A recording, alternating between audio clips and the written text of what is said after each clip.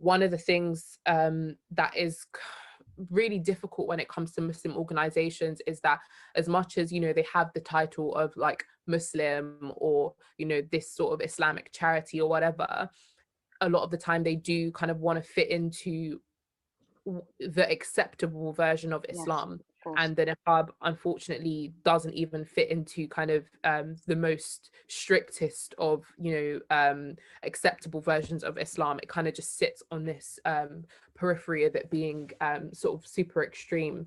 And so even though they will entitle themselves Muslim, they would steer away from the niqab and find it I think especially men, maybe not Muslim women who are visibly Muslim within those companies, but Muslim men, they just seem to have a problem with it as well. I remember that I went live on a channel on a channel's Instagram probably like last week or something, and there were about 10 comments that were made on the live because it was pretty short. It was like 10 to 15 minutes, Hmm. and probably like 7 out of 10 of those comments were men complaining about the fact that I had chosen to cover my face, like Muslim Oh, men wow. complaining about the fact that I chose to cover my face. And it was just so alarming to think that a Muslim woman can just decide to remove her hijab and men will have a problem with it. A Muslim woman can decide to wear a niqab and men will have a problem with it.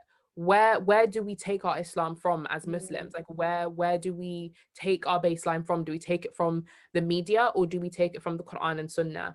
And so I would say that there is a difficulty for I can only imagine that sisters who've been wearing the niqab for, you know, 20, 30 odd years have been having to kind of deal with this issue of kind of being alienated from the non-Muslim community, but then Mhm. also having to face, you know, non-Muslim brothers and sometimes sisters also making comments and, you know, having stuff to say about you know, their choice to follow the Sunnah.